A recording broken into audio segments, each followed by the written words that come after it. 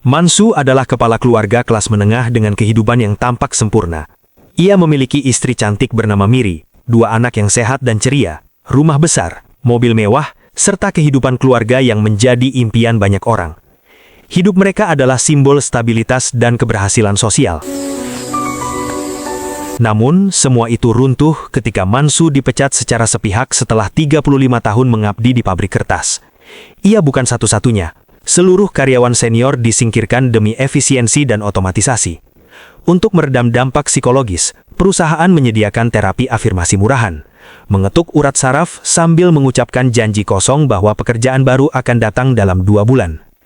13 bulan kemudian, akhirnya bekerja sebagai tukang bongkar barang di swalayan. Harga diri, status, dan identitasnya perlahan terkikis. Ketika sebuah lowongan di pabrik kertas baru muncul, Mansu melihatnya sebagai kesempatan terakhir. Ia mengundurkan diri dari pekerjaannya dan mengikuti wawancara, namun menyadari bahwa ia bukan satu-satunya kandidat. Ada pelamar lain yang lebih muda, lebih menjual, dan lebih punya koneksi. Sementara itu, Miri mulai melakukan penghamatan ekstrim, mengurangi porsi makan, memutus layanan hiburan, menjual barang rumah, menitipkan anjing kesayangan anak bungsu, bahkan berencana menjual rumah.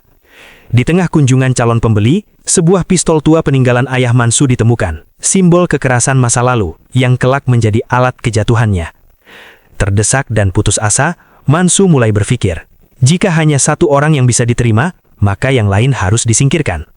Target 1, Bumo, pria berpengalaman yang hidup terpencil bersama istrinya Ara.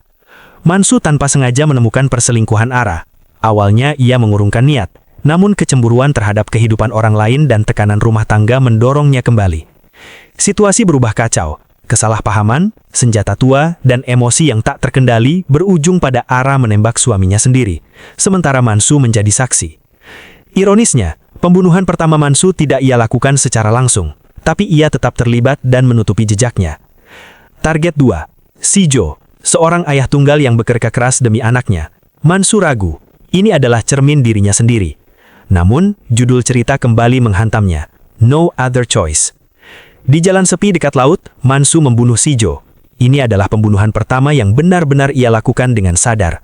Ia panik, ceroboh, dan meninggalkan selongsong peluru, menandakan bahwa ia bukan pembunuh profesional, hanya orang biasa yang dipaksa sistem.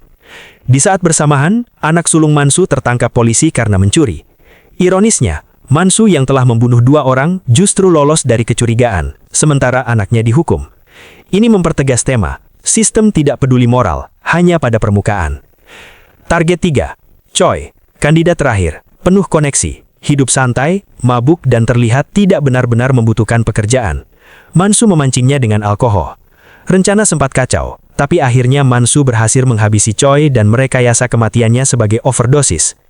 Disinilah Miri mengetahui kebenaran. Alih-alih melaporkan Mansu, Miri memilih melindungi suaminya. Ia menipu anak-anak, mengubur kebenaran, dan ikut menjadi bagian dari kejahatan itu. Bukan karena setuju, tapi karena tidak ada pilihan lain. Mansu akhirnya diterima bekerja sebagai manajer, mengawasi robot-robot yang menggantikan manusia. Simbol ironi tertinggi dari seluruh penderitaannya. Kehidupan lama kembali, rumah tidak jadi dijual, anjing kembali, status sosial pulih. Sementara itu polisi salah menyimpulkan kasus. Bumo dituduh sebagai pembunuh berseri. Sistem kembali gagal membaca kenyataan. Dan cerita pun berakhir.